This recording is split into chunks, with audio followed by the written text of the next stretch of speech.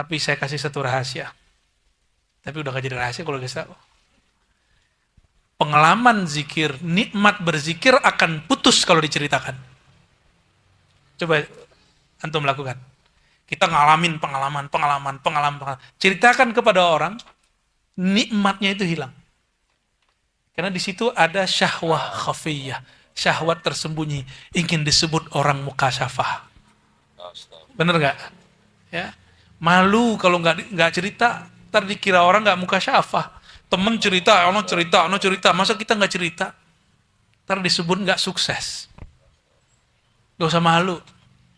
Ya, jadi diri kita apa adanya aja, nggak usah menjadi orang lain. Ya. Dan tidak sedikit ada beberapa murid halu, dia paksa-paksakan dia berkhayal dalam zikirnya, lu khayalnya ditulis. Khayal dia yang ditulis. Bahwa khayal dia naik kemana, masuk ke alam mana. Itu yang disebut halu. Halu itu bahasa anak zaman now. Kalau di kitab namanya khayali hissi.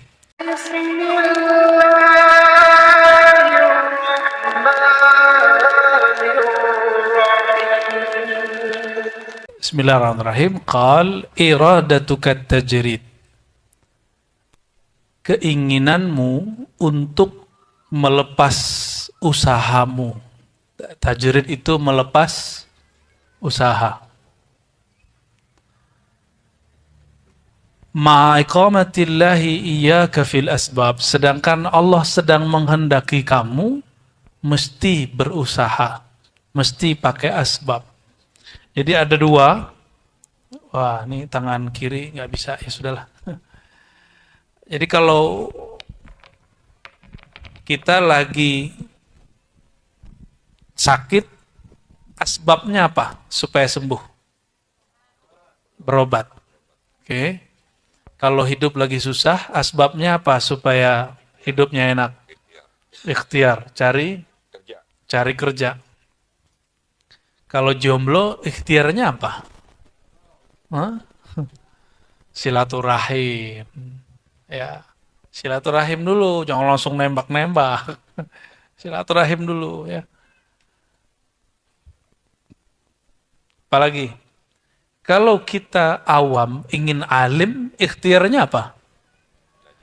Ngaji. Tapi kalau ngaji awam-awam ya akan selamanya awam. Kita ini bolehlah nggak mampu baca kitab. Tapi jangan sampai rohaninya selalu awam. Rohani kita harus naik. Masa-masa dulu orang-orang kalau ada hajat, sholawat, itu udah lewat. Sekarang masanya umat itu sudah harus lebih dewasa. Umat harus lebih dewasa. Ya. Tetap sholawat, tapi tujuannya bukan lagi supaya hajatnya terwujudkan. Tapi supaya kolbu dia hadir bersama Rasulullah SAW. Ya. Kamu ingin tajrid, kamu ingin melepas asbabmu, padahal jika kamu melepas usahamu, kamu nggak makan. Kalau kamu sakit, tidak berobat, nggak sembuh. Namun banyak orang melakukan ini, supaya disebut apa? Disebut sesuatu, misalnya, kalau ustadz nih sakit, malu datang ke dokter, supaya disebut apa? Ustadznya sakti, sohibul karomat. Nah, kalau Bang Dik nih nggak mau kerja nih, nggak mau buka usaha, tapi duitnya ada, supaya disebut apa? Ahli ngepet. Kurang sohib. Oke. Maka keinginan tersembunyi, ingin disebut orang keramat, ustadz sakti, rezekinya datang sendiri. Keinginan itu disebut syahwat yang tersembunyi. Bahasa Arabnya asyahwah al-khafiyah. Maka disebut dalam teks ini minasyahwatil khafiyah. Yaitu disebut dengan syahwat yang halus. Jadi syahwat itu ada yang zahir. mata jelalatan. Nah, itu masih jelalatan kan ya Bang Dik?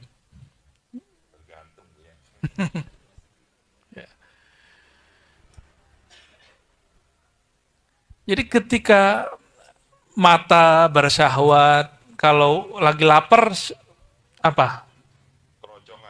Nah, pengen makan. Nah, itu syahwat perut. Kalau jomblo pengen menikah, itu syahwat faraj, syahwat seksual. Ya, itu normal. Itu namanya syahwat zahir. Syahwat yang zahir. Syahwat yang jaliyah, yang nyata. Di belakang itu ada syahwat yang tersembunyi. Syahwat secara bahasa Arab berarti keinginan-keinginan. Ingin disebut ustadz sakti. Kalau saya nih dulu ngalamin Bang Dik. Karena dulu bisa ngeruqyah. Jadi pas sakit nggak mau ke dokter. Ruqyah aja badan sendiri. 3 hari nggak sembuh-sembuh baru ke dokter. Ya, malu. Masa ustadz ngeruqyah datang ke dokter? Malunya ke siapa? Malu ke manusia. Itu disebut syahwah khafiyah. Tapi oleh Imam Ibnu Alan disebut dengan asyirk al-khafi. Syirik yang tersembunyi. Syiriknya halus. Jadi lebih kenceng Imam Ibnu Alan. Ya, Ibnu Ruslan, maaf. Imam Ibnu Ruslan ya. Dalam kitab Risalatut Tauhidnya kata beliau kulluka syirkun khafi. Semua yang kamu pikirkan itu syirik khafi. Syirik tersembunyi. Apa kata orang gitu nanti? Masih begitu nggak beramal itu? Nanti apa kata orang di masjid kalau saya nggak datang? Kata Ustadz kalau nggak pakai kopiah. Nanti apa kata orang? Masa Ustadz nggak pakai kopiah? Emang apa urusannya Ustadz nggak pakai kopiah? Usul adab itu lain cerita. Tapi kalau nggak enak sama orang, nah itu beda. Dia menghormati dirinya dengan pakai kopiah itu lain cerita. Ya. Jadi ada syahwat yang jaliyah, yang nyata, yang terang, yang tampak. Ada syahwat yang halus. Nah, syahwat yang halus ini nggak bisa pakai baca Quran. Mesti dizikirkan dengan zikir yang halus. Bahasa Arabnya zikir khafi. Maka hampir semua ahli zikir, mereka punya menu namanya zikir khafi. Ini bisa membersihkan kolbu yang terhambat oleh syahwat yang khafiyah. Dulu Bang Dik, saya kalau pakai celana, pasti celananya jingkrang.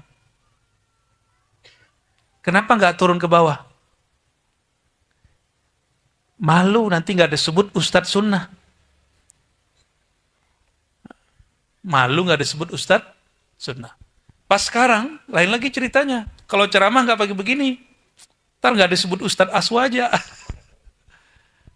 Ternyata nggak begitu lagi sudah. Ya, alhamdulillah ketika belajar hikam itu dikikis pelan-pelan. Coba saya copot nih, masih Ustadz nggak? Saya copot nih, masih Ustadz nggak? Masih.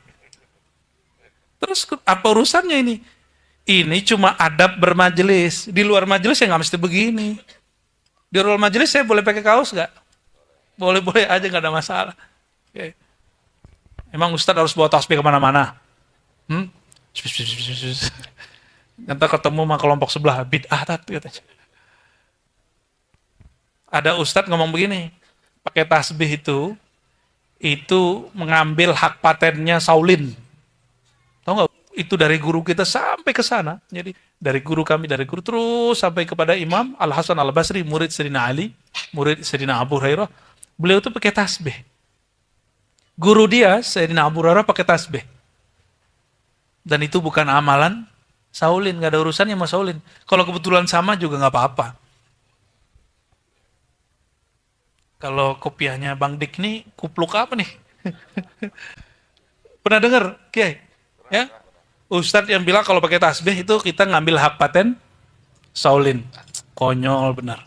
Nggak ngerti, bilang ngerti lah ya. Masa dia nggak ngerti ada ada riwayat musalsal bahwa kepada Sayyidina Al-Hasan Al-Basri, kalau Bang Ronald apa tuh kubluk? Sorban apa tuh? Sedan Cirebon ya. Bagus juga ya. Kalau ini bukan goblok buaran. Buaran. Bikin orang Buaran seneng aja. Jadi ada dua kosakata, biar gampang. Tolong dibantu Dr. Falah. Ada ujung sana tajrid. Gede-gedein ya. Nggak kelihatan di belakang. Tajrid itu dari jarrada yujarridu tajridan. Apa artinya? Melepas usaha, sebab. Supaya alim cukup riyadhah, merem atau baca kitab. Gimana? Kalau mau alim gimana? Supaya alim gimana caranya? Merem.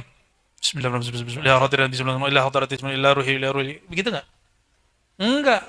Itu riyadhah tawasulan namanya. Itu nggak bakal nambah alim. Kalau mau alim, innamal ilmu bita'allumi. Kalimat ini dijadikan judul bab oleh Imam Bukhari, dan itu ada dalam satu riwayat, riwayatnya Hasan. Sesungguhnya ilmu itu hanya kalau orang belajar. Harus bermajelis. Nggak bisa merem. Jadi kalau cuma riyadhah putar-putar tasbih, ya yang kenceng riyadhahnya. Ilmunya ya nggak nambah. Bagaimana laduni? Laduni itu bab lain. Ya. Laduni itu nggak perlu merem. Orang ahli laduni lagi ngomong bisa nambah ilmu. Dia belum baca bisa kasih Allah. Jadi orang laduni nggak perlu kemudian jadi kebal. Nggak ada urusannya laduni. Kan ada tuh ilmu laduni, tahu-tahu kebal. Ngeliat nggak? Ada videonya nggak tuh? Ya itu nggak nyambung. Itu bukan laduni. Ya, ilmu laduni nggak ada urusannya dengan itu. Ilmu laduni artinya ilmu yang Allah beri langsung ke dalam rohani seorang hamba. Dan itu sifatnya rahasia. Ya. Tapi kalau ilmu-ilmu seperti hikam ini gimana? Ya mesti ngaji, masih duduk. Ngaji tauhid mesti duduk, mesti didengar. Kalau cuma merem, pasti halu. Itu sebabnya hari ini banyak orang-orang yang nggak mau ngaji, pengen dapat laduni, dia cuma riyadhah. Apa yang terjadi? Dia halu. Ya. Bagi kita, halu, kasyaf, musyahadah, itu ada pagar-pagarnya. Dan itu ketat. Ya. Nggak boleh sembarangan. Tidak semua pengalaman rohani itu benar. Ya. Hatta ketemu Nabi, mungkin ketemunya benar, tapi ketika dia menerjemahkan ketemu Nabinya itu nggak benar. Banyak sering begitu. Ya.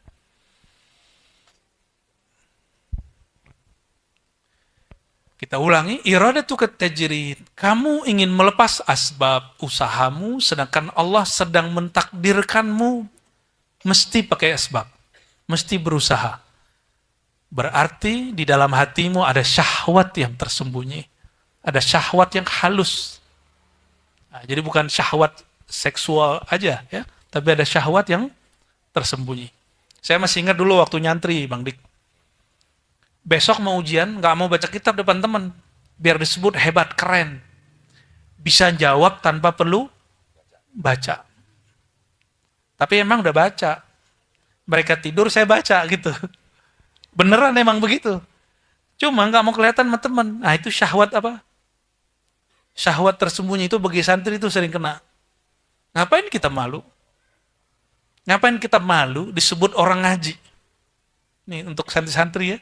Tuh yang belajar, gak usah malu mutola'ah depan orang, ya, gak usah malu ngaji muzakarah depan orang. Ya. Yang boleh riya itu salah satunya bukan riya ya, ya dalam hal-hal seperti mencari perhatian guru, ya, mendapatkan ilmunya guru, kita boleh bukan riya secara ilmu tauhid, ilmu tasawuf. Tapi itu lebih kepada tamalluk, yang ngambil perhatian guru.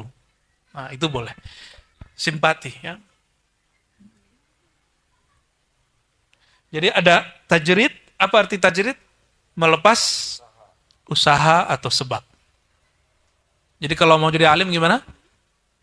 Ngaji. Kalau mau sehat? ke dokter berobat ya.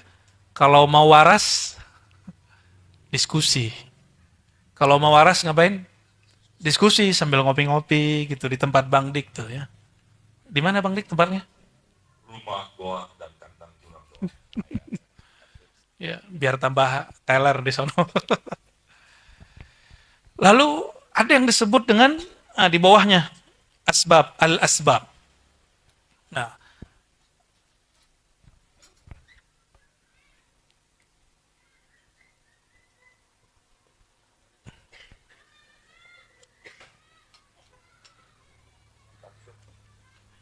di kalimat berikut, kalimatnya sederhana, ya. Iradatukal asbab. Engkau menginginkan tetap pada sebab, mengambil usaha. Ingin tetap sibuk. Padahal Allah menghendaki kamu tajrid. Contohnya orang udah pensiun. Dulu sebelum pensiun dia ngomong gini, coba kalau aku pensiun, nanti bakal sering sholat di masjid. Coba kalau nanti pensiun, aku akan ngaji tiap malam. Bolak-balik musola. Coba kalau nanti pensiun, saya akan khatam Quran 10 hari, khatam sekali. Tapi ketika dia pensiun, enggak. Ya. Atau orang ngomong gini, ketika ada temannya suka ngasih-ngasih, apa kata dia? Coba kalau aku punya duit, aku akan suka bagi-bagi. Nah ini hati-hati.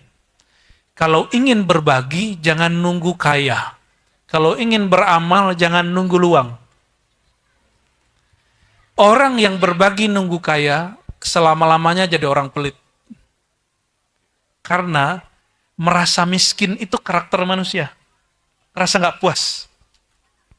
Jadi kalau ingin berbagi, mulai sedari kita masih kurang kaya. Kalau udah kaya, pasti tambah pelit, medit, bakhil, syahih bahasa Arabnya. Syahih bukan sahih ya Bang Dik ya. Syahih. Syahih itu orang yang pelitnya sudah nggak ketulung. Ya. Keinginanmu mengambil asbab, sedangkan Allah menginginkan engkau melepas asbab. Itu syahwat, bukan. Disebut apa? Inhitatun, jatuh dari himmah yang tinggi, semangat yang tinggi. Dulu sebelum pensiun katanya mau begini, mau begitu. Semangatnya turun. Ya. Kiai saya meninggal. Kata temen, coba kalau dari dulu aku ngaji sama kiai. Gitu. Tetangganya kiai itu. Coba kalau dari dulu aku ngaji sama kiai. Kita mau lihat, dia benar nggak nih ngomong begini. Kalau dia benar ngomong begini, pasti besok dia ngaji kepada penerus kiai. Kita nggak tunggu-tunggu, nggak ada tuh dia ngaji ke penerus kiai. Berarti cuma angan-angan. Ya. Nah, dalam hikam itu ada kalimat ya, yang disebut niat itu maqaranahu amalun, yang disertai dengan amal. Kalau enggak disebut angan-angan. Jadi beda niat coba. Udah niat haji belum? Yang belum haji. Yang sudah haji mau umroh lagi enggak? Yang belum umroh mau umroh enggak? Kalau mau umroh mulai nabung, mulai besok mulai nabung. Gak usah banyak-banyak, 100.000, sebulan 200.000. Nanti lama-lama pengen banyak aja kita. Jangan nunggu kaya dulu. Gak bakal berangkat. Nunggu panggilan katanya Bang Dik. Mau dipanggil apa? Jangan nunggu panggilan kalau mau umroh. Karena Allah sudah memanggil. Jadi ketika orang tidak ada usahanya ketika dia ngomong, nah itu namanya angan-angan. Saya pengen ngapal Quran, tapi nggak pernah nyicil ngapal walaupun satu baris setiap hari. Itu namanya angan-angan. Nah itulah inhitatun anil himmah al-aliyah. Berarti dia jatuh dari semangat yang tinggi. Pengen jadi ahli tahajud nggak? Coba alarmnya dipasangnya berlapis-lapis. Gak usah jam 3 dulu, jam 4. Kan sekarang 4.45 ya? 4 berapa? Ya, betul. 4.45 subuhnya. Coba bangun jam 4. Berarti masih ada waktu 45 menit. Lama apa pendek? Lama itu. lumayan kesemutan itu duduk. Udah kesemutan belum? Dari jam berapa tadi? Bisa. Ya, baca rotib gak tadi? Enggak, waduh. Mesti baca rotib ya. Jadi nanti awal datang baca rotib dulu. Rotibul haddad ya. Tradisi kita begitu. Jadi hikmah ini sederhana aja. Nah, setiap kali Allah menginginkan bagi kita sesuatu, lalu kita memilih yang lain. Itu namanya syahwat tersembunyi. Ya. Ketika kita menginginkan suatu hal, lalu hal ini terjadi, tapi kita tidak melakukan apa yang kita inginkan, itu namanya inhitatun. Semangatnya jatuh. Ya, banyak sekali sahabat-sahabat saya yang begitu. Teman-teman saya banyak juga yang pensiunan. Pas sekarang pensiun masih main handphone aja. Sibuk di grup ngomongin calon presiden. Katanya mau zikir tiap malam 5.000. 5.000 nih mau zikir tiap malam. Ternyata lebih lama di depan handphone. Sekarang TV itu paling laku cuma beberapa channel ya. Salah satu channelnya beliau ini. Selebihnya orang buka handphone. Coba, lebih canggih handphone, smartphone atau kolbu? Kolbu. Beneran. Betul. Handphone bisa nelpon orang, kolbunya bisa nelpon orang nggak? Bisa. Cobain. Ya. Bisakah kolbu ini komunikasi dengan kolbu yang lain? Mesti bisa. Tapi kenapa kolbu kita nggak sanggup begitu hari ini?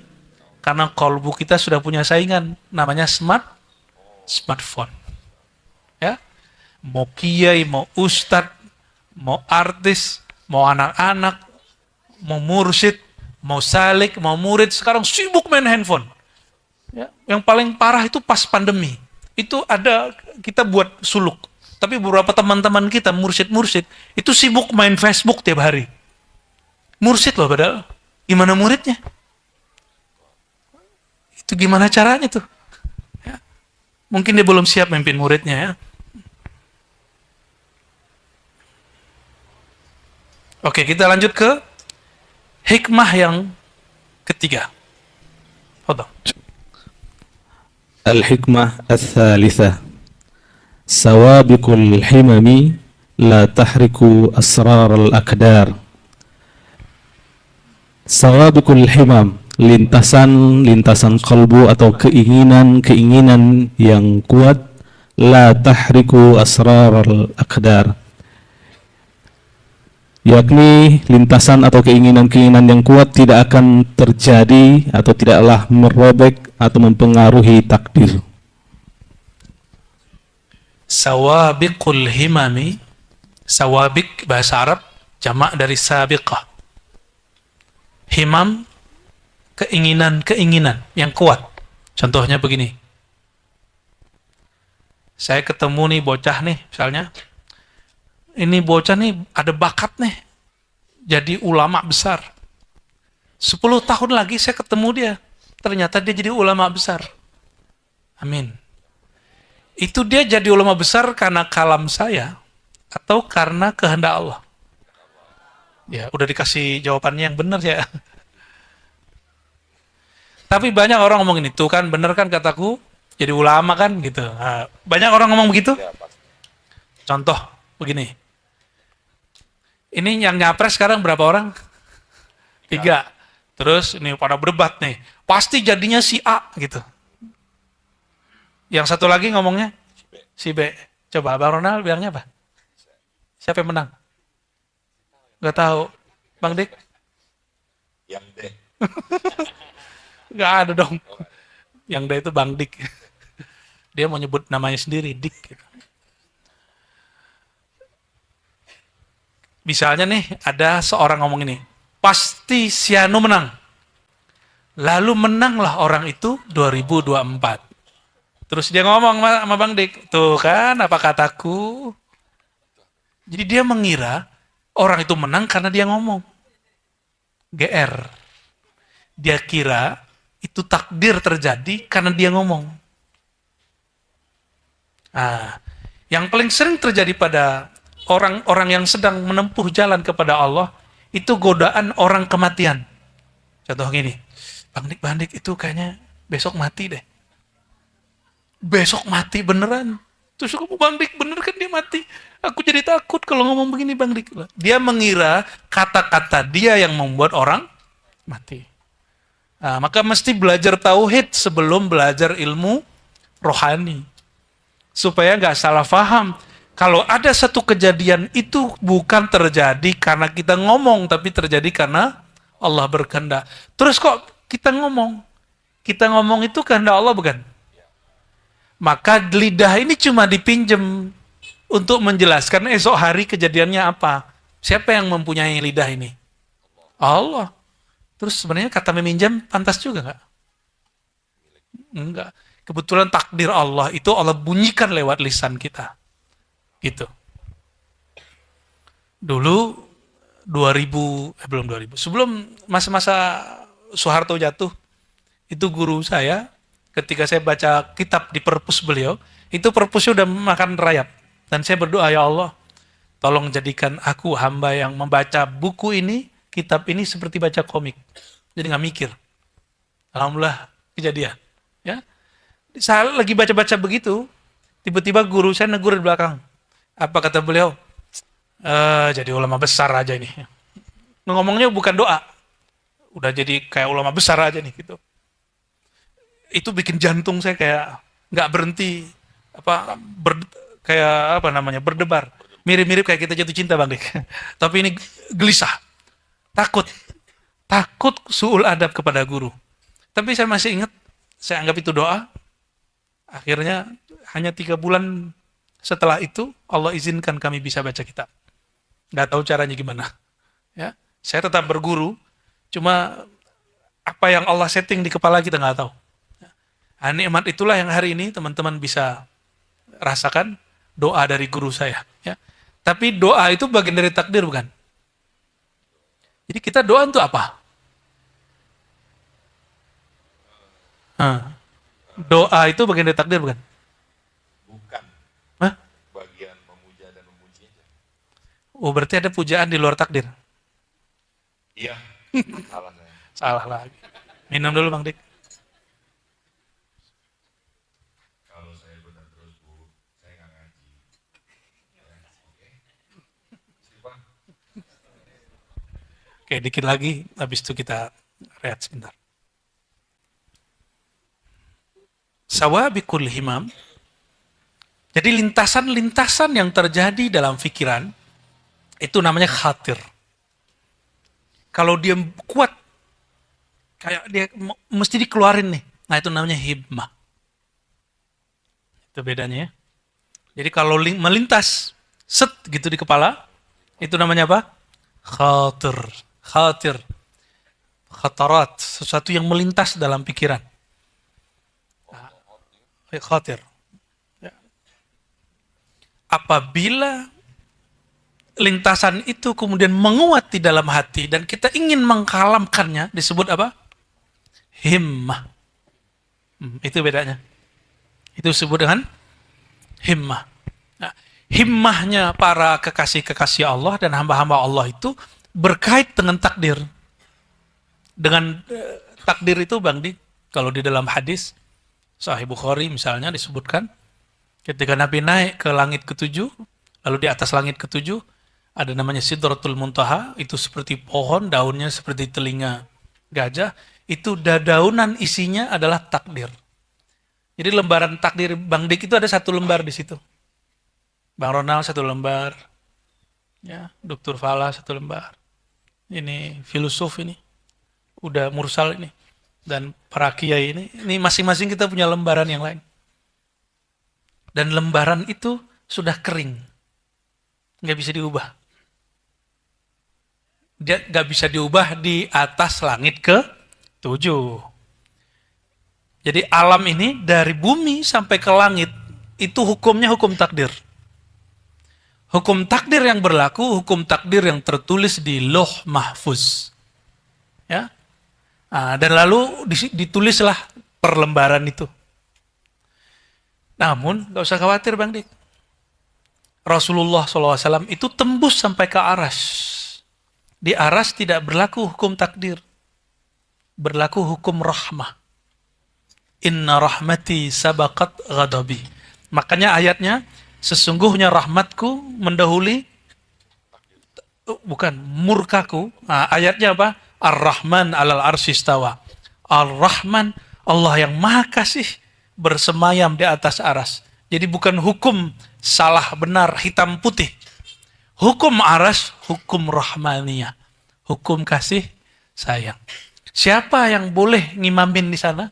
Itu cuma Nabi Yuna Muhammad sallallahu alaihi wasallam. Itu sebabnya umat Nabi Muhammad sallallahu alaihi wasallam berbuat salah nggak langsung disiksa.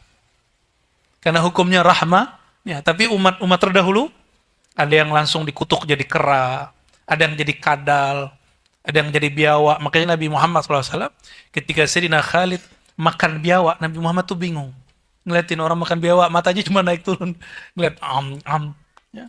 Pernah makan biawak nggak?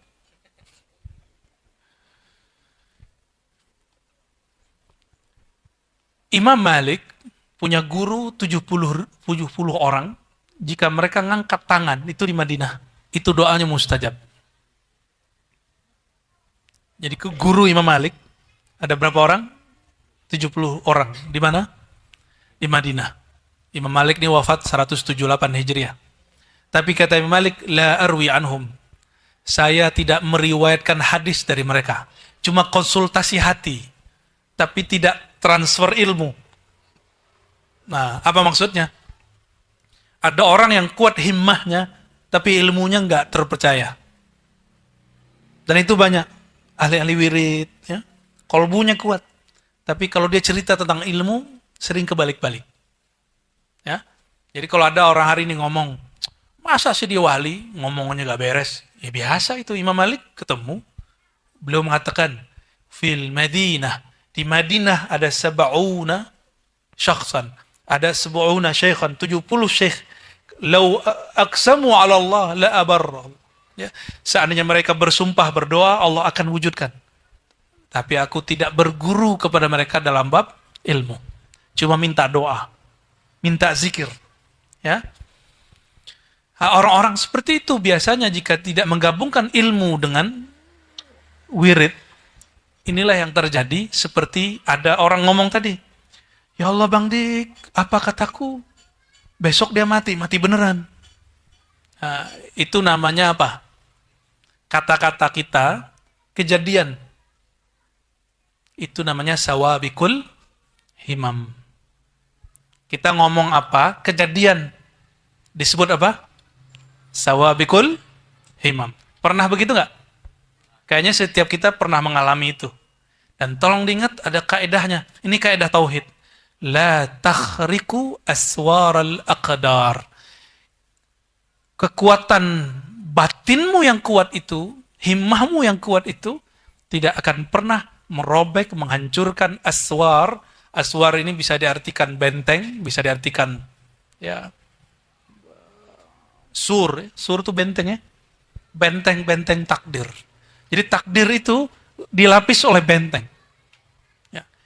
Namun kalau kita teruskan, yang mampu menembus takdir itu cuma rahmannya Allah Subhanahu wa ta'ala. Jadi kalau ada orang nanya, kok ada seorang hamba Allah harusnya masuk neraka, tapi dengan syafaat baginda Rasulullah dia masuk surga. Itu yang bermain hukum rahmannya. Jadi secara takdir, ada orang bunuh 100, yang ke 100-nya ulama. Ulama yang pemahamannya nggak masuk. Dia membunuh yang ke 100-nya ulama. Dosa besar nggak? Dosa besar. Bunuh orang dosa besar nggak? Ini bukan 100. Tapi dia masuk surga. Gimana ceritanya? Itu syafaat Rasulullah Shallallahu Alaihi Wasallam melalui malaikat rahmat. Ya. Jadi nggak usah khawatir siapapun yang dalam dirinya melihat ada kemaksiatan, ada gejolak-gejolak syahwat yang dahsyat, ada was-was syaitan yang luar biasa kuat. Nggak usah khawatir. Ya. Rahmat Allah itu lebih luas daripada was-wasnya syaitan. Ya, fadhal. Ya. Masya Allah, Masya Allah. Jadi Allah mengatakan rahmatku melampaui takdirku, itu karena syafaat dari baginda Nabi besar Muhammad SAW.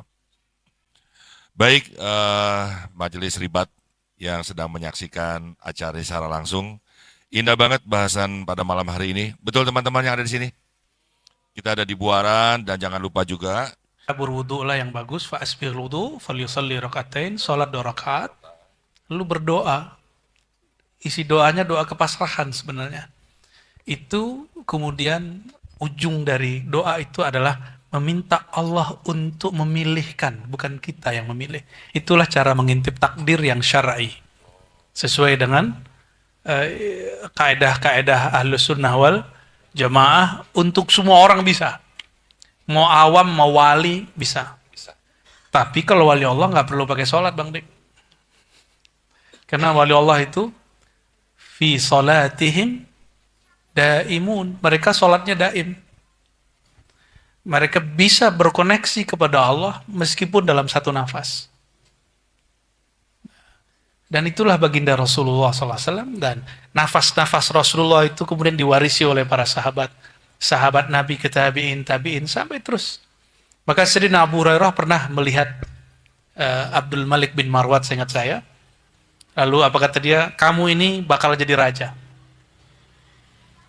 Gak berapa lama, berapa tahun, Nabi sudah wafat. Terus masuk ke zaman Bani Umayyah, jadi sudah lewat. Sayyidina Ali sudah meninggal. Khalifah Rashidin sudah meninggal semua. Orang ini betul menjadi salah satu pemimpin khilafah dinasti Umayyah. Terjadi. Itu sahabat Nabi, lihat. Sayyidina Abu Hurairah. Ya. Abu Hurairah itu amalannya, antum tahu nggak amalannya? Dia tiap malam mau tidur zikir dulu 12.000, tasbihnya kan 2.000 panjangnya. Tasbihnya itu nggak nyambung begini, tasbihnya itu ujung begitu, manjang, bukan lingkar. Jadi dia kalau zikir, benang-benang tebal yang dia ikat. Saya pernah lihat jemaah tabligh dari India dulu bawa begitu, tasbihnya begitu. Ya. Nanti sesekali kita cobain ya. Ya. Walaupun sekali seumur hidup mengikuti gaya hidup sahabat ya Pak Kiai ya. Mengikuti hidup sahabat itu salah satu babul futuh. Kolbu kita akan kebuka. Insya Allah. Ya. Jadi boleh ngintip. Ada itu caranya. Muka dengan guru kita Buya Arazi. Alhamdulillah masih diberikan kesehatan dan umur panjang. Kita doakan guru kita selalu senantiasa Allah berikan kemudahan-kemudahan dan keberkahan dalam hidupnya sehingga kita bisa terus thalabul ilmi kepada beliau. Buya, izin saya menyampaikan tadi, mengutip tadi syahwat yang tersembunyi ya. Nah, ada yang boleh, ada yang enggak. Saya ambil yang boleh, yaitu apa? Katanya boleh untuk apa namanya? Cari muka ataupun cari perhatian kepada guru. Nah, ini saya ambil buku, ntar saya minta tanda tangan. Iya, ada aja kalau saya Pak.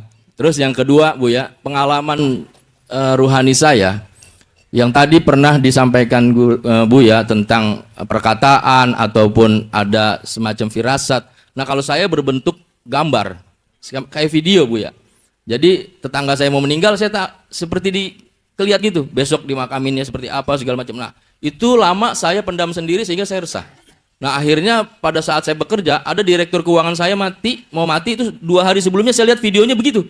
Besok matinya begini. Nah saya nggak kuat, saya cerita. Akhirnya benar kan begitu. Nah terakhir kita waktu mau berangkat ke Bogor nih mas adik saya meninggal.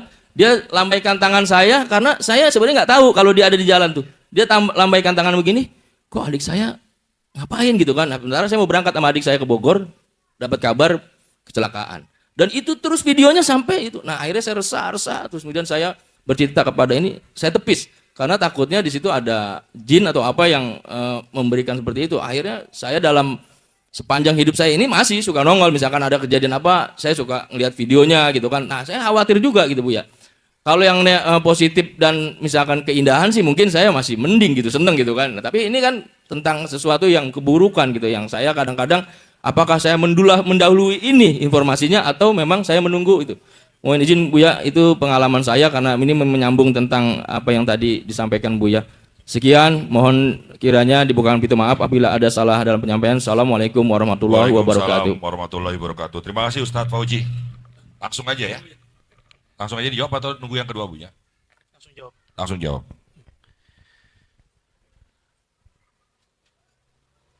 malaikat maut itu kalau mau cabut nyawa orang, dia sudah nungguin minimal 70 hari. Begitu kata masyayikh kita. Dan ternyata di beberapa kitab disebutkan. Cuma ini bukan hadis. Ini hanya pengalaman-pengalaman rohani dan asar-asar ulama. 70 hari atau 100 hari. Berarti kalau 100 hari berapa bulan tuh? 3 bulan lebih ya. Itu udah kelihatan.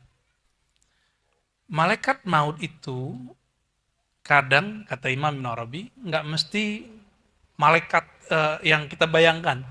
Kadang-kadang minjem media. Contohnya kata beliau, jika kamu datang ke tukang jagal, lalu tukang jagal nyabut-nyabutin nyawa hewan, itu malaikat maut lagi minjem tangan dia. Makanya tukang jagal tuh, ya Masya Allah, tugasnya agak berat. Ya, jadi mediator malaikat maut. Ya. Kadang-kadang mediatornya bisa penyakit. Itu yang kita sebutkan dulu di pengajian-pengajian yang sudah lama. Dalam satu riwayat disebutkan bahwa malaikat maut setelah diciptakan, lalu diberi SK tugas. Ini di Tarikh Tobari, seingat saya ada, di beberapa kitab lainnya. Malaikat maut ini nangis, sedih dia. Ya Allah, kalau begini tugasku, nanti semua orang benci kepadaku. Semua makhluk benci kepadaku. Lalu Allah mengatakan, wahai malaikat maut, nanti aku akan kirim rasul-rasulmu. Maksudnya utusan-utusanmu. Utusan-utusanmu, penyakit, tabrakan, kecelakaan, musibah, bencana, itu disebut media-medianya atau rasul-rasulnya malaikat maut. Sehingga kalau ada orang meninggal kita ngomongnya gimana? Dia sakit apa gitu ya? Dia tabrakan gitu. Bener gak? Nggak ada kan orang bilang, ih malaikat maut tega bener ya. Nggak ada kan yang ngomong gitu? Nggak ada kita ngomong gitu. Berarti ini kejadiannya sahih nggak? Real nggak? Lalu apa yang terjadi pada sebagian orang termasuk antum sendiri terjadi, Ustaz Fauzi? Diberikan gambar mukasyafah namanya. Itu request nggak? Berarti itu pemberian nggak? Pemberian. Bukan karena antum hebat, tapi karena diberi sesuatu. Dan itu request bisa di timing nggak? Sudah berapa orang yang digituin? Sampai 10? Hati-hati Bang Dik. Jangan begitu ente. Ngaji aja ente. Mau hilang nggak tuh? Coba tiap hari begitu, stres ya? Ya.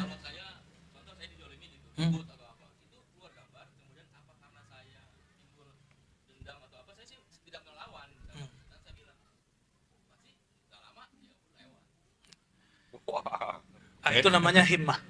Himmah ya. Mungkin dulu suka riyadhah kali. Disinilah kemudian diuji seorang hamba. Apa gambaran dia? Misalnya kesel nih, kayak tadi antum kesel sama orang. Hancur aja loh. Muncul gambar hancur dia. Benar besok hancur. Ini bisa nikmat, bisa istidraj. Nikmat tambah takut. Lalu berserah kepada Allah. Istidraj ngomong gini, tuh kan apa kata gue. Coba-coba sakitin aneh, habis lo gitu. Kalau muncul itu namanya istidraj. Jadi disebutkan di belakang kitabnya.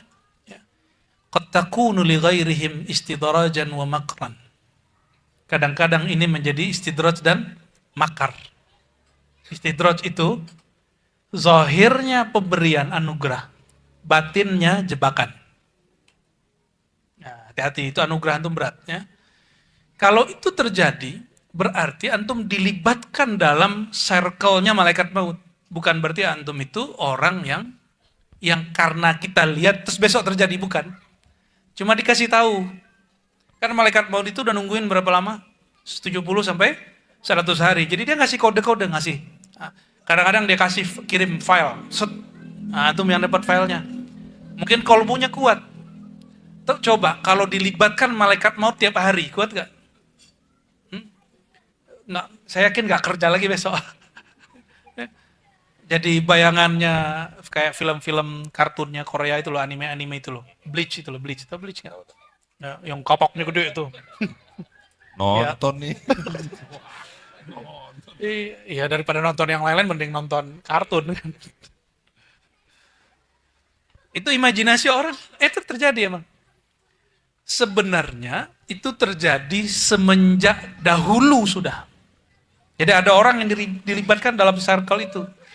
Namun nikmat Allah kepada kita, kepada antum semua, kita nggak diberi kayak gitu setiap hari. Coba tiap hari. Ada yang tahu nggak di Buaran ada berapa orang yang mati tiap hari? Coba kalau dikasih tahu. Yang dikasih tahu biasanya hanya yang kenal atau yang dekat. Bos kah, teman kah, tetangga. Jadi cuma yang kenal aja. Ya. Tapi bisa diangkat itu, bisa diputus. Ada caranya. Pakai sholat istiqoroh aja, pakai sholat hajat aja. Ya. Bisa diangkat itu. Capek nggak bisa baca isi hati orang? Capek loh. Ya. Apalagi bisa baca takdir orang. Capeknya bukan main. Maka kalau itu terjadi dan melelahkan, minta kepada Allah yang mengasih pemberian itu, ya Allah jika ini buruk bagiku, tolong ambil. Tapi jika ini baik bagiku, membuat kita ingat kematian, ya biarin aja. Mungkin nanti jadi agent malaikat maut. Ya, ini serius loh Ustaz ya. Hati ya, besok ya 2 hari sebelum. Ya dirubah aja Fauji. Kalau ente dibenci orang, jangan kejadian yang negatif. Kalau bisa besoknya keluar kupon berhadiah gitu. Buat orang itu gitu ya. Ini sebelum pertanyaan yang ada di belakang, Mas Ronald, Kang Ronald mau membacakan 2 pertanyaan langsung dari YouTube. Ya, langsung. Assalamualaikum dari Nur di Tangerang. Buya, bagaimana cara agar bisa menemukan ma'rifatullah sedangkan saya tidak punya mursyid? Pertanyaan kedua dari Arif di Karawang. Mengapa saat kita sedang membahas ilmu Allah atau ilmu ma'rifat itu, kita kuat tidak tidur sampai dini hari, akan tetapi tidak dengan zikir? Iya. Gitu, Bu ya? Iya bener ya. Saya mulai dari yang kedua. Kalau saya minta nih, ayo kita riyadhah malam ini. Zikir 10.000. Saya yakin baru 1 putar tasbih. Bang Dik sudah ngorok duluan. Tapi Bang Dik dapat 1 ilmu. Dia ngorok, tapi dia tetap berzikir. Dia tidur, tapi dia ngerasa dia tidak tidur. Itu kalau dilatih terus, Bang Dik, tidur tapi bisa keluar dari dirinya. Cuma kan nggak mau ngelatih aja. Bukan Buya, kan waktu itu ada Buya, ada yang berhentiin gitu loh. Saya takutnya nggak berhenti-berhenti. Oh ya diberhentiin lah, masa nggak Toto ada diberhentiin? videonya. Ya pertanyaannya, kenapa kalau ngaji ma'rifat tahan? Ma'rifat itu ghaza'ur ruh wal qalb. Ma'rifat itu makanannya ruh dan hati. Rohani kita itu lebih canggih dari malaikat, Bang Dik. Ini mohon maaf malaikatnya, jangan cemburu. Rohani kita itu lebih canggih dari malaikat. Malaikat itu dicipta dari jisim nuroniyah, benda yang namanya cahaya. Sedangkan ruh kita ini hembusan dari nafasnya Allah Subhanahu wa ta'ala. Dan itu rahasia yang wa ma utitum minal ilmi illa qalila. Allah nggak berikan kecuali sedikit saja penjelasannya. Lebih canggih. Ruh itu, kata Imam Ghazali, tidak di dalam badan, tidak di luar badan. Maka dia nggak ada urusan dengan kita ngantuk dan kita tidur. Atau kita lapar, itu nggak ada urusan. Dan ruhani ini hanya mau membicarakan Allah, Allah, Allah, Allah, Rasulullah. Nggak ada lagi. Makanan dia cuma Allah, Rasulullah. Nggak ada lagi. Ngopi dia, nongkrong dia, ngomongin Allah, Rasulullah. Dan itu terjadi di zaman sahabat Nabi SAW. Nabi SAW 2 hari 2 malam buat majelis. Ini pernah kejadian. Nabi Muhammad SAW 2 hari 2 malam buat majelis. Berhenti cuma jam sholat. Jam sholat, sarapannya cuma kurma, minum, udah lanjut lagi. Suatu saat akan terjadi lagi di majelis-majelis orang-orang yang belajar ma'rifat hal seperti itu. Coba dari tadi, kalau saya perintahkan nih, ayo saya ijazahkan zikir, sholawat sekian ribu. Oh langsung ngeluh, ya Allah gitu ya. Baru 20 menit udah nguap-nguap. Ya, itu yang berdiri itu biasa nguap dia kalau disuruh zikir tuh. Gitu. Makanya tugas dia nggak usah wiridan, dia tugasnya begini aja. Ya. Kalau ngaji ma'rifat enggak. Ma'rifat itu ujungnya orang zikir. Makanya pada seneng. Pada seneng. Coba kalau saya ngajak ngopi, seneng nggak? Orang kalau sukanya ngopi, diajak ngopi, nongkrong. Tidur nggak dia? Nggak tidur. Kenapa yang begadang itu cuma sekarang orang-orang di tempat-tempat untuk bermaksiat? Kenapa kita tidak bergadang untuk bermarifat? Gitu, ya. Masa kalah sama dukun, riadohnya kuat. Dukun itu nggak tidur 40 hari, 40 malam kuat. Ya. Masa mursyid nggak bisa menahan dirinya tidak tidur? Masa orang thariqah belajar hikam nggak bisa nahan tidur? Apa yang kurang? Wajar kalau kemudian kekuatan jiwanya dukun lebih kuat daripada mursyid. Dukun bilang A, jadi. Mursyid bilang B, nggak jadi-jadi. Kenapa? Kalah latihan dia. Ya, kalah latihan itu terjadi hari ini. Ya. Datang ke kiai nggak beres, datang ke dukun beres, salah siapa? Ya. Berarti kekurangan hari ini itu para ulama kurang riyadhah sama kurang ma'rifat. Kurang riyadhah sama kurang riyadhah itu latihan. Dukun kuat loh Bang Dik. Mutih. Kuat mutih mereka. Tahu mutih? Nggak makan yang bernyawa. Ya. Padahal itu amalan Sayyidina Isa. Lalu diamalkan oleh sahabat-sahabat Nabi sebagian. Ditulis oleh Imam Suhrawardi dalam Awariful Ma'arif. Cara tirakat. Itu yang menjadi kejauhan Islam. Jadi kejauhan Islam itu Islami sebenarnya. Jadi jangan heran kalau orang-orang Jawa lama, Sunda lama, orang Melayu lama, itu kuat-kuat batinnya. Ya. Seperti kejadian orang Dayak dulu pas konflik di Sampit. Kejadiannya dahsyat. Karena mereka nggak tidur. Ya. Nah, kalau nggak sanggup tiap malam ya seminggu itu ada 1 malam lah nggak tidur 1 malam. Bisa nggak? Ya kalau nggak sanggup ikut ngaji ma'rifat ya. Hikam ini ma'rifatnya bukan ma'rifat tinggi loh ya. Ma'rifatnya masih basic. Ngaji hikam itu ma'rifat basic. Jadi kalau orang bilang, lo ngaji hikam ketinggian. Enggak kok, hikam itu standar. Karena di hari-harian kita. Benar nggak kejadian yang tadi hari-harian kita? Ya, firasat. Hari-harian nggak? Ya, makanya kita gampang mencernanya.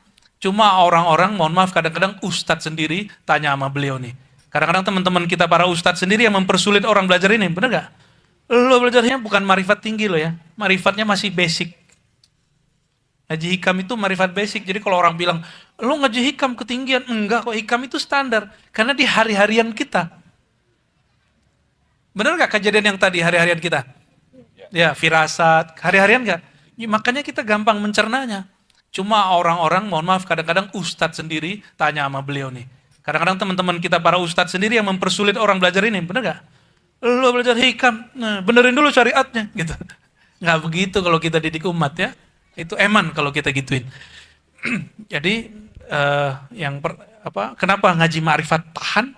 Karena ma'rifat itu makanan rohani, makanan jiwa, makanan kolbu. Kolbu rohani nggak pernah tidur. Yang tidur itu jiwa, ya bukan makanan jiwa ya. Nah, kalau zikir, kadang zikir itu masuknya ke jiwa. Makanya jiwa kita berontak. Tapi kalau zikir sudah masuk connect ke dalam kolbu, baru dia nggak ngantuk-ngantuk. Kalaupun ketiduran, itu kelihatan sama orang, dianya nggak tidur. Jadi zikir kalau connectnya masuk ke dalam jiwa, jiwa kita masih berontak. Karena jiwa ini nggak mau zikir. Yang mau zikir cuma kolbu. Ala bidzikrillah tatmainnul qulub. Ya. Jadi yang berzikir itu kolbu, bukan jiwa. Nah, kalau orang berzikir jiwanya, nah itu kejadian antum yang masa lalu itu. Disinggung, marah jiwanya kemudian menjadi kuat. Karena zikir, jiwanya membayangkan ente hancur beneran. Nah ini disebut oleh Imam Ghazali, dinukil oleh Imam Ibn al-Arabi, murid dia dalam kitab Awasim. Ya, apa kata beliau? Jiwa kalau sudah terlatih, kuat. Kolbu begitu juga kalau sudah terlatih kuat. Apa yang dia mau terjadi. Nah, dukun-dukun itu mainnya di jiwa. Wali Allah mainnya di kolbu dan ruh. Kalau kiai nggak wali, nggak dukun, ya sudah kalah. Ya, mesti salah satunya. Tinggal pilih. Mesti pilih. Tapi kalau kita yang bersyariat, kita pilih yang. Ya. Tapi sebenarnya kata dukun pun ada dukun yang positif ya. dukun herbal sama dukun beranak ya. Oke. Yang kedua Bu ya. Yang apa Yang tadi? kedua belajar marifat tanpa adanya guru, tanpa mursyid. Mungkin gak bermarifat tanpa mursyid. Itu sama dengan mau punya anak tapi nggak pernah punya istri tapi nggak pernah digauli. Mau punya anak menikah tapi nggak pernah menggauli istrinya. Jadi nggak. Jangan nakal loh ya. Jangan nakal mikirnya. Ada yang mikir nakal nih. Kalau ingin bekerja, kalau ingin dapat duit orang bekerja. Benar? Ya, kalau orang mau sehat dia berobat. Masa mau bermarifat nggak mau punya mursyid? Hebat bener. Ya. Kenapa hari ini orang nggak mau mencari mursyid untuk marifat? Emang sesulit apa sih cari mursyid? Yang bilang cari mursyid sulit itu orang yang nggak dibuka hatinya sama Allah. Mursyid banyak, tinggal antum pilih. Pilih aja yang mana kok banyak torikot di Indonesia, banyak torikot mu'tabarah di Indonesia. Ya. Dan satu torikot itu ada banyak mursyid, jalur-jalurnya. Ya. Naqsyabandiyah aja udah berapa mursyid, Syaziliyah udah berapa mursyid. Yang bilang nggak ada, nggak nyari, kurang piknik. Ya. Oke, terima kasih Buya. Nih sebelumnya kita teruskan lembaran kitab Al-Hikam lagi. Ini muridnya Kiai Nanang nih. Qasim LC pimpinan pondok pesantren banyak yang nanya nih, antusias. Izin ya Kiai ya. Yang di belakang tadi. Oke, satu pertanyaan lagi untuk Mbak Bini.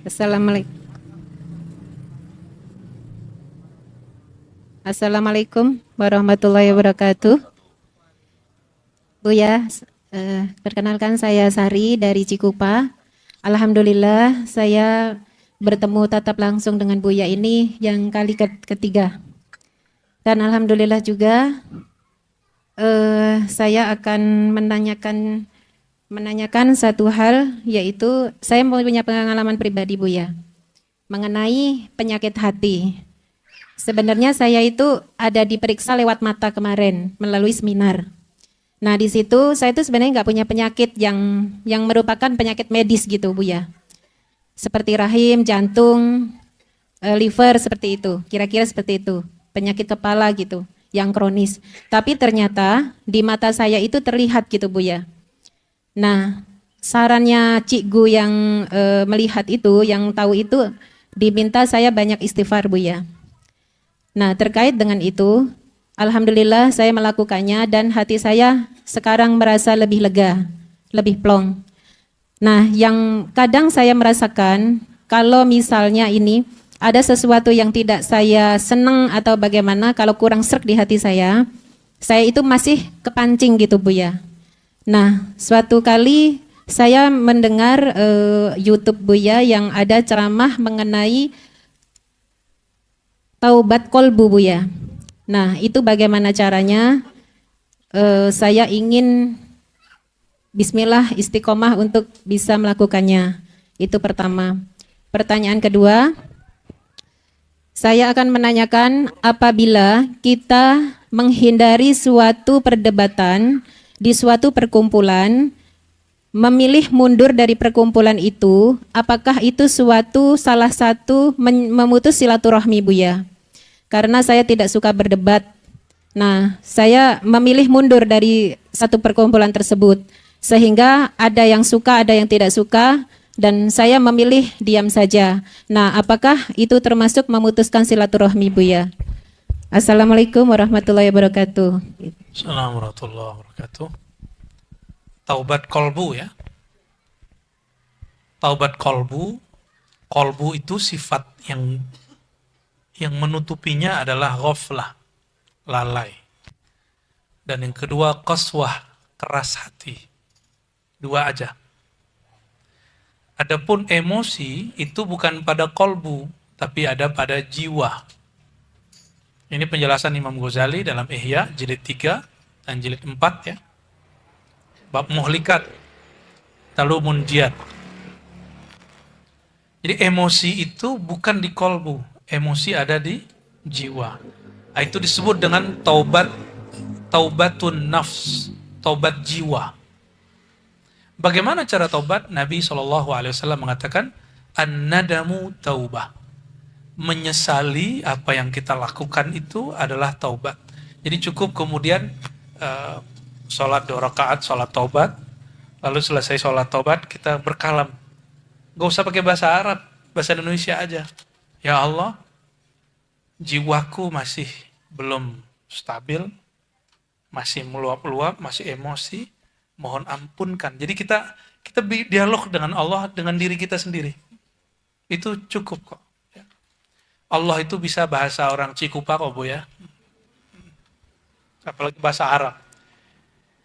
Apakah kemudian dengan bahasa Arab berefek? Misalnya kita ngomong Astagfirullahaladzim min jamil ma'asi wa dzunub. Bang Dik kalau dibaca begitu ada ngefek di hati? Enggak ada ya?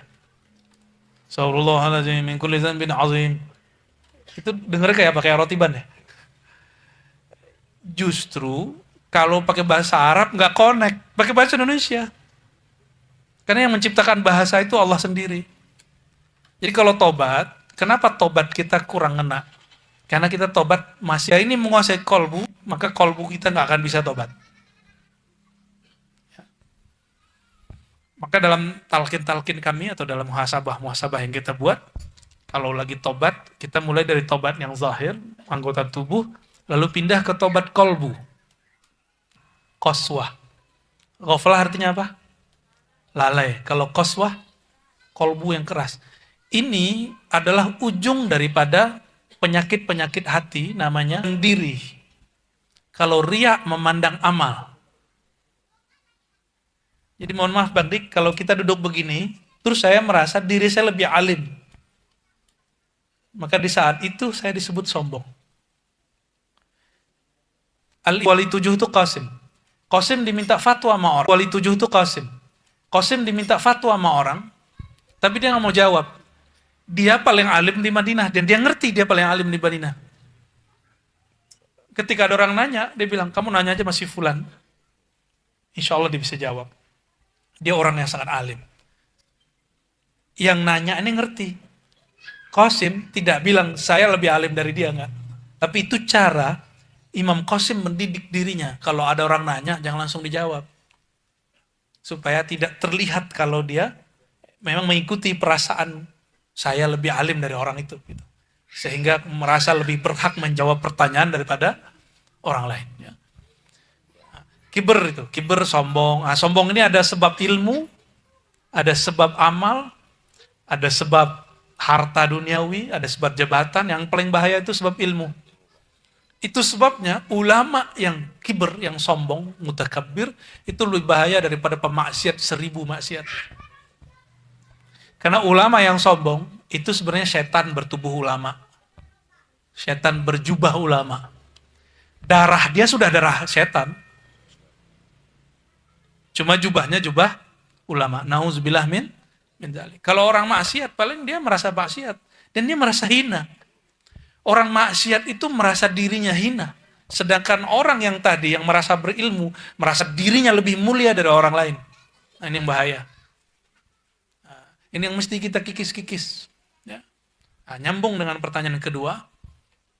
Berdebat itu bukan menambah kolbu yang lembut. Tapi menambah keras karena merasa paling benar. Jadi kalau ada majelis perdebatan, jika tidak banyak efeknya, nggak usah debat. Tapi jika berkaitan dengan keselamatan kita dan ulama sekitar, baru wajib fardu kifayah. Jadi debat itu sendiri bukan fardu ain. Lalu ditinggal orang nggak apa-apa. Kata Imam Syafi'i, kalau aku debat sama orang pinter, pasti aku kalahin dia. Tapi kalau debat sama orang bodoh, pasti aku kalah sama dia. Tahu kenapa? Kalau orang bodoh gimana kalau debat? Pokoknya, ini kata ustadz saya. Pokoknya inilah ajaran salafus soleh. Pokoknya ini tarekat paling benar. Pokoknya. Mau kita bawa dalil 1000 nggak diterima. Ya. Lain lagi ceritanya orang sudah jago debat. Dia sudah kalah. Tapi kalimat-kalimat itu bisa dipretelin sama dia. Nah, saya gergetan tuh sama orang begitu. Nah, kita kalau gergetan tuh jebakan buat kita. Kalau kita emosi, ya Salah. Kita nggak emosi, ntar dibilang cemen ya. Mending nggak usah debat. Ya. Tapi boleh kalau udah darurat ya. Nah, darurat itu kalau keselamatan kita sudah terganggu. Keselamatan majelis sudah terganggu. Kalau sifatnya personal, pribadi, nggak usah. Itu nafsiyah. Mending ditinggal. Ya.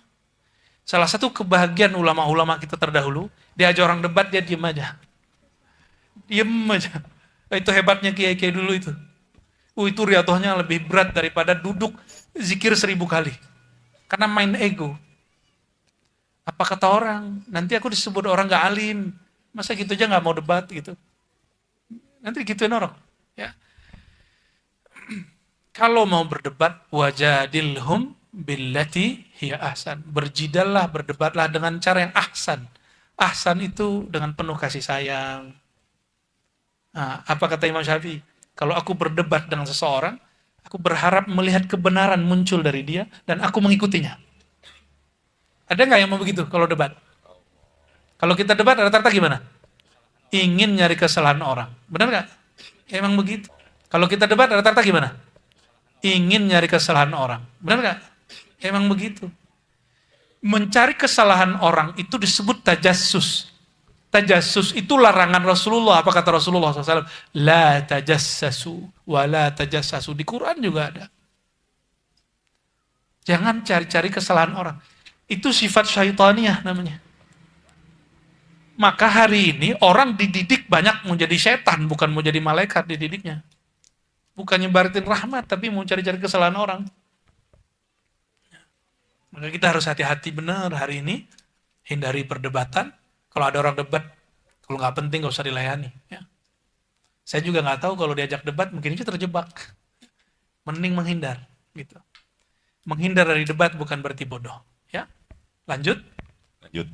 Ya, kita istighfar dulu. Astagfirullah. Jangan sampai kita nanti setibanya di rumah, kita merasa lebih baik dari keluarga kita yang tidak ikut kajian Al-Hikam ini bersama dengan Majelis Ribat ya. Saling mengingatkan, oke? Dan jangan lupa nanti kalau sudah selesai, kita harus menjaga keberkahan dari pengajian ini, jangan ada sampah. Oke? Yuk, sekarang kita buka halaman baru lagi.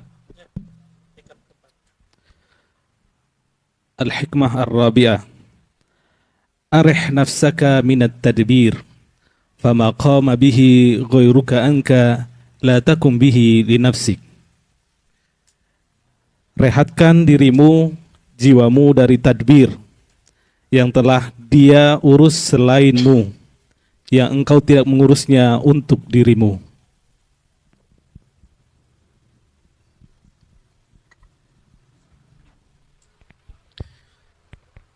Bismillahirrahmanirrahim. Arih nafsak minat tadbir.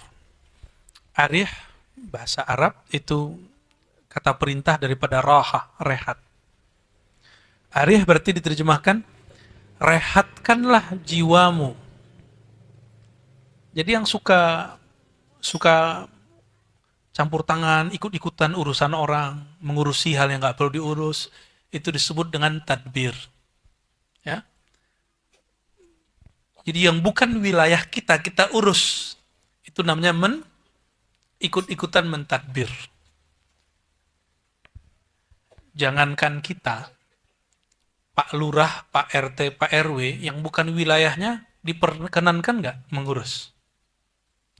Kita RW berapa nih Pak RW? RW berapa di sini? RW 2? ke-7? Aduh, nggak tahu deh ya. RW ke-7 ya? Sakti juga tuh angka 7.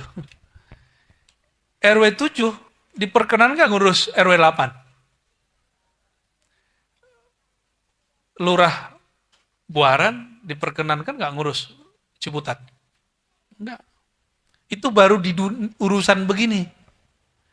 Rumah tangga orang diperkenankan nggak kita ngurus?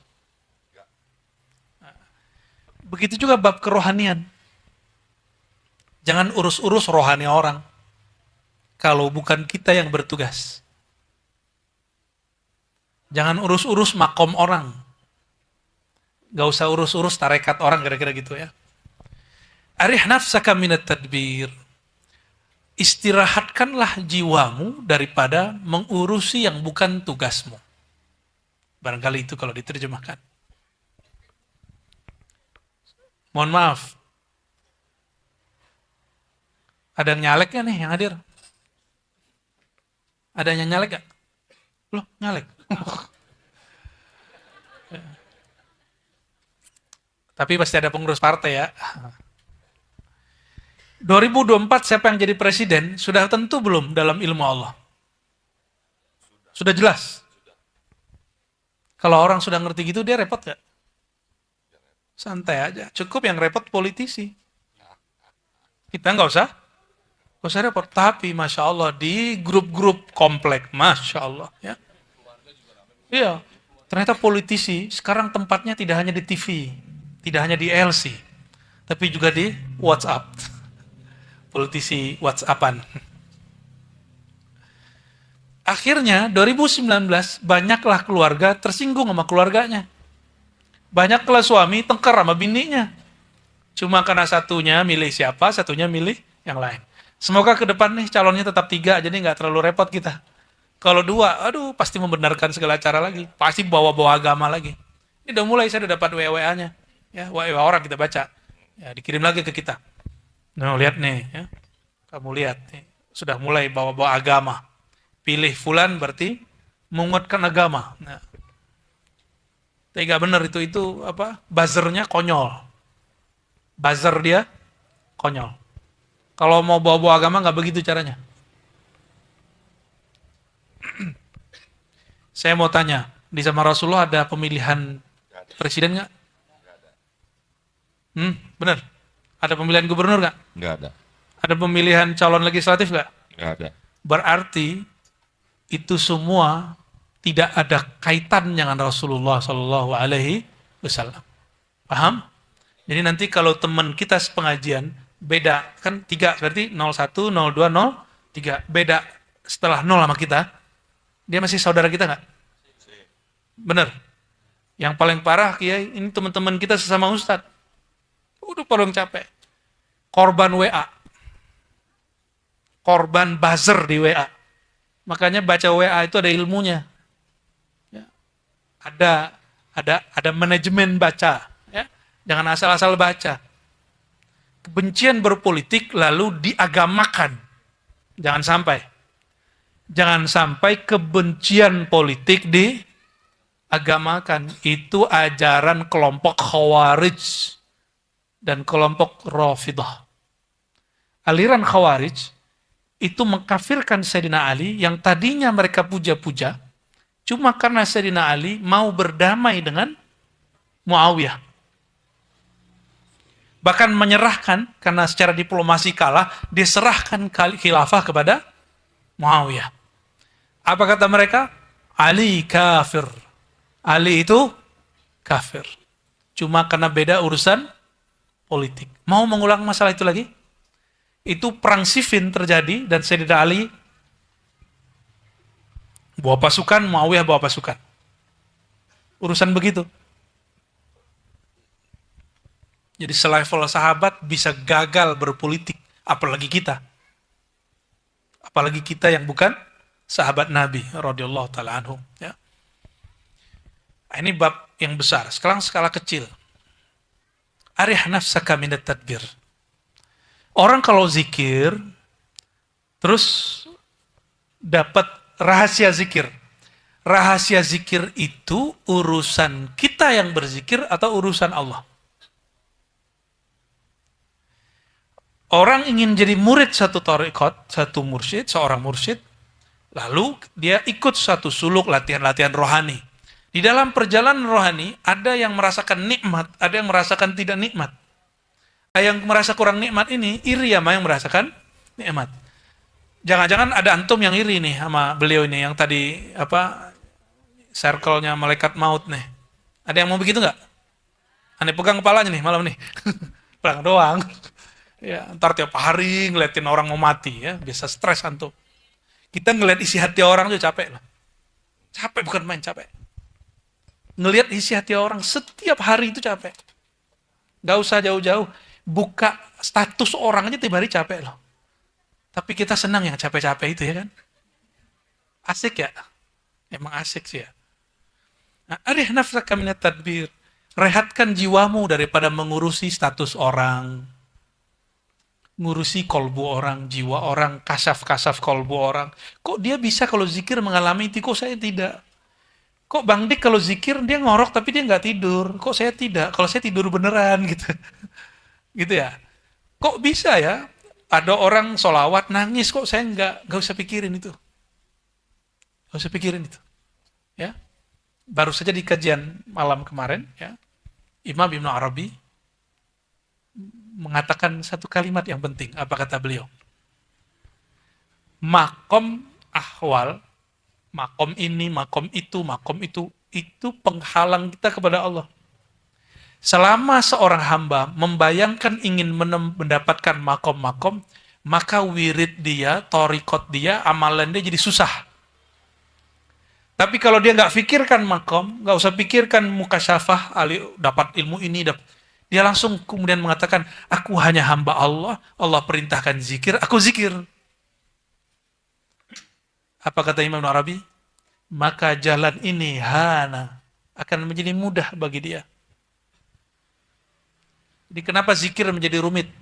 Karena kita bayangin makom. Kenapa ngaji hikam menjadi rumit? Karena orang-orang kiai-kiai yang ngaji fikih bayangin makom, gak usah bayangin makom, langsung aja ngaji. Saya ngaji kitab ini dari kecil loh, belum tahu makom-makom, ngaji aja. Dari kecil udah denger gini, udah biasa tiap kali Rabu malam Kamis kami dengerin syarah ini, lalu Jumat pagi saya dengerin syarah ini, begitulah terus sampai jadi habit. Dan kita nggak tahu makomnya setelah suluk. Suluk keberapa? Suluk kesekian kali waktu S2. S2 udah mau selesai, saya suluk. Suluk yang kesekian kali. Jadi dulu dari kecil udah suluk, tapi nggak ngerti. Ya. Tirakat-tirakat kayak orang kita ngelaluin. Cuma guru saya nggak bilang makom-makom. Kamu suluk aja, kamu zikir aja, kamu riadoh aja. Sehingga nggak ada pikiran. Nah, coba nanti teman kita ngomong. Biasanya kami kalau suluk itu, ada buat kelambu-kelambu seperti Rasulullah SAW. Iktikaf ada khibah. Kalau teman ngomong ini, malam tadi saya zikir, saya melihat cahaya di dalam kolbu. Itu pasti yang di sampingnya kepikiran. Kok saya zikir nggak ngelihat cahaya ya? Tuh, makanya makruh menceritakan pengalaman batin kepada sesama teman. Ya. Terus gimana? Maka kami ada metode di surau, ya 2022 udah kita praktekkan. Si murid dikasih kertas, cukup dia tulis di kertas dan itu secret kasih kepada mentornya, murabinya. Nanti murabinya serahkan kepada mursyid. Supaya itu jadi rahasia. Jadi dia nggak cerita lagi. Tapi tetap aja, ya tanya, ini beliau moderator kita nih, ya. Keceplosan juga keluar. Benar nggak? Tetap keluar. Ya, lebih indah dari malam pertama, Bang Dik. Sehingga zikir itu pengalamannya sulit nggak diceritakan, mesti diceritakan. Yang penting kita usaha dulu. Penting usaha dulu. Tapi saya kasih satu rahasia. Tapi udah gak jadi rahasia kalau guys tahu. Pengalaman zikir, nikmat berzikir akan putus kalau diceritakan. Coba antum lakukan. Kita ngalamin pengalaman. Ceritakan kepada orang, nikmatnya itu hilang. Karena di situ ada syahwah khafiyah, syahwat tersembunyi, ingin disebut orang mukasyafah. Bener nggak? Ya, malu kalau nggak cerita, ntar dikira orang nggak mukasyafah. Teman cerita, orang cerita, masa kita nggak cerita? Ntar disebut nggak sukses. Gak usah malu. Ya, jadi diri kita apa adanya aja, nggak usah menjadi orang lain. Ya. Dan tidak sedikit ada beberapa murid halu, dia paksa-paksakan dia berkhayal dalam zikirnya, lu khayalnya yang ditulis. Khayal dia yang ditulis. Bahwa khayal dia naik kemana, masuk ke alam mana. Itu yang disebut halu. Halu itu bahasa anak zaman now. Kalau di kitab namanya khayali hissi. Apa namanya? Nah, boleh ditulis. Ada dua. Ada khayali yang sahih, mimpi ketemu Rasulullah itu benar. Disebut khayali hakiki. Coba bayangkan orang yang kita cinta, orang tua nggak usah yang lain. Cinta nggak sama orang tuanya? Bener? Ada bayangannya? Coba bayangkan wajah orang tua. Bener wajahnya begitu? Nah itu namanya khayali hakiki. Bener itu cinta sama orang tua. Karena ada wujudnya jelas. Ada khayali hissi. Khayali hissi itu dia denger, dia lihat, lalu dia bayang-bayangin. Ya, dia reka-reka. Dia denger nih temennya ngalamin dapat cahaya, ada yang jiwanya keluar, misalnya begitu. Nanti dia zikir, dia bayang-bayangin. Bayangan itu yang disebut angan-angan. Di dalam bahasa kitab Imam Al-Jili disebut khayali hissi. Ini yang saya ingat ya. Ada yang kedua, apa kata Nabi SAW? Man ra'ani fil manam faqad ra'ani. Siapa yang mimpi melihat aku, itu beneran aku. Itu namanya khayali hakiki. Khayali bener, hak. Diambil dari lafaz hadis yang kedua, man ra'ani fil manam faqad ra'al haq. Yang mimpi bertemu aku, dia melihat al-haq. Kata al-haq diturunkan menjadi hakiki. Gitu.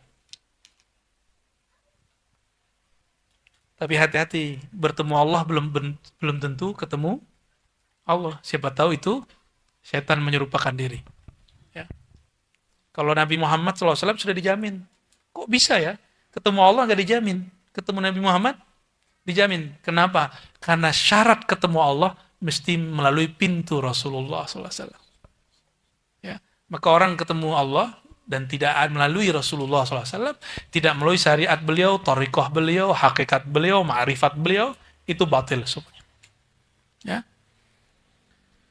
Oke, lalu apa kata beliau di ujung? Fama qama bihi ghairuka anka la taqum bihi li nafsik. Ini bagian penutup.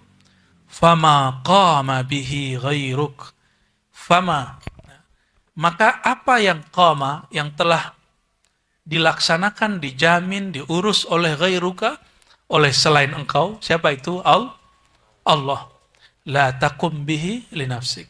Jangan kamu urus. Contoh gini. Ada murid ngomong begini. Saya udah lama khidmat sama guru. Tapi kok yang dapat ijazah dia gitu. Di dunia tarekat itu ada namanya ijazah. Semacam legalitas kepada murid untuk mengajarkan zikir. Saya sudah lama khidmat, kok dia yang diangkat jadi wakil talqin? Nah, orang-orang begini seakan-akan meragukan gurunya. Berarti dia lebih tinggi dari makom gurunya dong. Ya. Bagian lain apa? Bab rezeki. Rezeki ada dua, ada rezeki zahir, ada rezeki batin. Makan ini rezeki nggak Bang Dik? Berarti kalau ruhnya makan, rezeki nggak? Ma'rifat itu rezekinya ruhani. Zikir itu rezekinya kolbu. Kalau rezeki yang zahir, apa Bang Dik?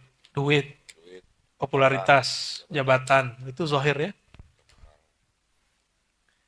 Coba, kalau artis ngomongnya gimana Bang Dik? Bagian lain apa? Bab rezeki. Rezeki ada dua, ada rezeki zahir, ada rezeki batin. Makan ini rezeki nggak Bang Dik? Berarti kalau ruhnya makan, rezeki nggak? Ma'rifat itu rezekinya ruhani. Zikir itu rezekinya kolbu. Kalau rezeki yang zahir, apa Bang Dik? Duit, popularitas, jabatan, itu zahir ya. Coba, kalau artis ngomongnya gimana Bang Dik? Loh, muncul lagi yang baru nih, gitu ya. Gitu nggak Bang? Ya. Artis pendatang baru. Wah, ancaman nih, gitu. Saingan nih. Kalau ustadz, lain lagi. Lain lagi, ya. Jadi ketika ada seorang ustadz di Jawa masyhur, pas kita nanya ke kiai tempatan, yang kayak gitu banyak sini katanya. Dia maunya dibilang, cari saya aja, nggak usah cari ustadz itu. Kamu cari si fulan, yang kayak gitu banyak di sini. Kiai kayak gitu nggak spesial, kata dia. Coba, kira-kira sebanyak itu kiai, sebanyak itu ustadz, kenapa ustadz fulan yang Allah masyhurkan? Karena dia ada syahwat tersembunyi dalam dirinya ingin masyhur. Pengen masyhur itu syahwat loh, Bang Dik. Dan kita berkali-kali katakan, yang paling masyhur itu Allah. Lalu Rasulullah itu lewat di satu pohon, pohonnya nyapa loh. Coba antum lewat pohon, pohonnya nyapa nggak? Pasti kabur. Lewatin pohon, pohonnya nyapa. Kabur apa jawab? Hah? Masa seumur Bang Dik takut sama pohon? Ya. Temanku Ustadz Bang Dik. Itu ada pohon, diluk sama dia lari deh. Itu malam Lailatul Qadar. Ya. Pohon kayak nunduk. Dia lari deh. Lah Ustadznya takut begitu, gimana mau masuk alam sono? Ya. Maka nggak usah minta ilmu-ilmu aneh-aneh ya, takut gila. Apabila Allah Ta'ala memberi rezeki kemasyhuran kepada seseorang, kita nggak usah urus kenapa dia masyhur. Mungkin dia memasyhurkan zat yang maha masyhur. Mungkin dia menceritakan sosok yang masyhur, yaitu baginda Nabi Muhammad Sallallahu Alaihi Wasallam. Ya. Nah, itu bagian dari rezeki. Ya. Mungkinkah Allah salah mentakdirkan orang masyhur? Jadi ketika ada ustadz kampung masyhur, kita nggak usah kemudian mengatakan, nggak alim, kajiannya hambar, nggak usah bilang gitu. Mungkin ada orang yang tercerahkan oleh ustadz itu. Ya. Nggak makanan saya, nggak makanan antum, tapi makanan yang lain. Gitu ya. Saya maunya ustadz fulan aja, nggak usah ngomong begitu. Cukup katakan itu dalam hati, nggak usah dikatakan kepada orang lain. Khawatir menunjukkan kalau kita menghina dia atau merendahkan dia. Nah, terakhir pertanyaan yang sering saya tanyakan. Kenapa ada orang iri dengki? Itu karena dia berpikir Allah salah kirim rezeki. Masih ingat? Saya sering kasih pertanyaan. Bang Dik masih ingat gak? Kalau JNE, apalagi yang ngirim-ngirim itu? Tiki, Ninja, Si Cepat, apalagi? Pos kurang ya? Itu kalau kita ngirim barang, alamatnya jelas, nyampe nggak? Tapi pernah nggak mereka sekarang kirim? Ya, tapi rata-rata nyampe. Kira-kira lebih canggih alat pengiriman Allah atau si Tiki apa tadi? Tiki, Ninja, paket-paket begitu. Lebih canggih yang mana? Ya. Jadi kalau Allah kirim rezeki, tepat sasaran nggak? Kalau Allah mau naikin jabatan antum di kantor tempat bekerja, mungkinkah Allah salah ngangkat orang? Misalnya nih, kita yang kerja, orang yang naik. Mungkinkah Allah salah? Enggak, yang salah itu kita. Kita yang berpikir bahwa itu salah, ini yang disebut dalam teks ini. Jadi ngaji hikam keempat, belum tinggi-tinggi, nggak usah tinggi-tinggi. Beresin dulu urusan hari-hari kita. Jangan berpikir, ada tetangga kita, dia kemudian banyak duit, dapat rezeki, terus kayaknya dia ngepet nih. Ya. Nggak usah mikir gitu. Kenapa? Karena Allah kalau mau ngirim rezeki nggak pernah salah kirim. Kita buka warung, dia buka warung, kok warung dia lebih rame, warung kita enggak. Ya mungkin kita ada yang kurang menarik di kita. Dan dia menarik sehingga Allah kirim kepada dia. Kita kerja. Lalu pekerjaan kita kurang dihargai yang yang lain. Nggak usah marah. Kan kerjaan itu baik menurut kita, belum tentu baik menurut orang lain. Ya. Nah, egoisnya manusia, dia menganggap yang menurut dia baik itu baik menurut orang lain. Nah itu egois kita. Maka saudara-saudariku yang melakukan Allah, ingin bahagia nggak? Jangan urusin rezeki orang. Ya. Jangan pikirkan kok bisa orang begini, kok bisa orang begitu. Ya. Maka tipsnya kurangi interaksi dengan dunia-dunia yang membuka celah untuk membuka nasib orang lain. Untuk ngintip-ngintip takdir orang lain. Berarti kurangi main sosial media. Nggak dilarang kok main Facebook, main Instagram, nggak dilarang. Nggak haram kok. Nggak dilarang kok nonton YouTube, tuh nggak dilarang.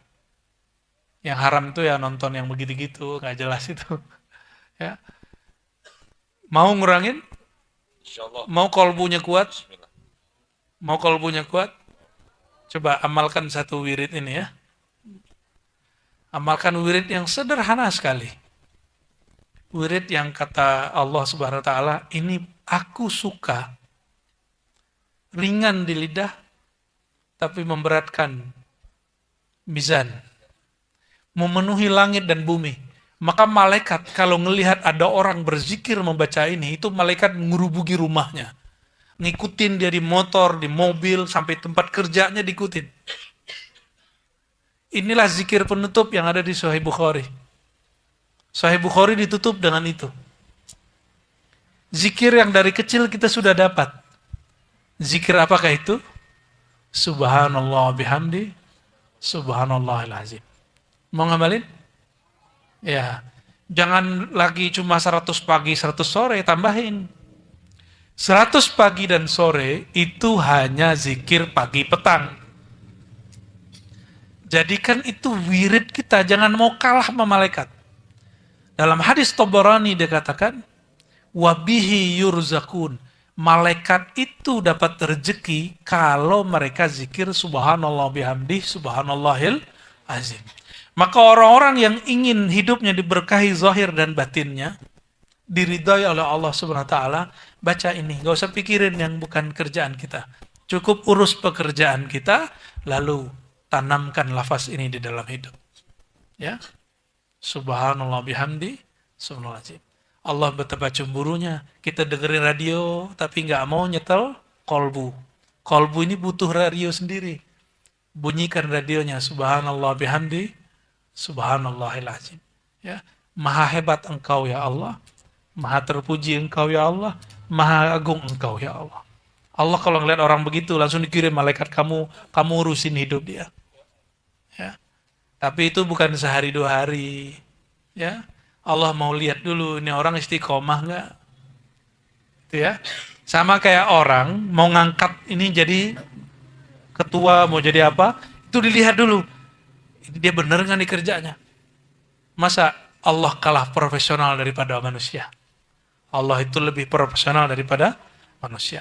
Wallahu a'lam bis-shawab. Ya. Ngikutin dia di motor, di mobil, sampai tempat kerjanya diikutin. Inilah zikir penutup yang ada di Sahih Bukhari. Sahih Bukhari ditutup dengan itu. Zikir yang dari kecil kita sudah dapat. Zikir apakah itu? Subhanallah bihamdi, subhanallahil azim. Mau ngamalin? Ya, jangan lagi cuma 100 pagi, 100 sore, tambahin. 100 pagi dan sore itu hanya zikir pagi petang. Jadikan itu wirid kita, jangan mau kalah sama malaikat. Dalam hadis Tabarani dia katakan, wabihi yurzakun. Malaikat itu dapat rezeki kalau mereka zikir subhanallah bihamdih, subhanallahil azim. Maka orang-orang yang ingin hidupnya diberkahi zahir dan batinnya, diridhai oleh Allah Subhanahu wa taala, baca ini, gak usah pikirin yang bukan kerjaan kita. Cukup urus pekerjaan kita, lalu tanamkan lafaz ini di dalam hidup. Ya. Subhanallah bihamdi, subhanallah azim. Allah betapa cemburunya, kita dengerin radio tapi nggak mau nyetel kolbu. Kolbu ini butuh radio sendiri. Bunyikan radionya, subhanallah bihamdi, subhanallahil azim. Ya. Maha hebat engkau ya Allah, maha terpuji engkau ya Allah, maha agung engkau ya Allah. Allah kalau ngeliat orang begitu langsung dikirim malaikat, kamu urusin hidup dia. Ya. Tapi itu bukan sehari 2 hari. Ya. Allah mau lihat dulu ini orang istiqomah enggak. Itu ya. Sama kayak orang mau ngangkat ini jadi ketua, mau jadi apa, itu dilihat dulu. Ini dia bener nggak nih kerjanya? Masa Allah kalah profesional daripada manusia? Allah itu lebih profesional daripada manusia. Wallahu a'lam bis-shawab. Ya.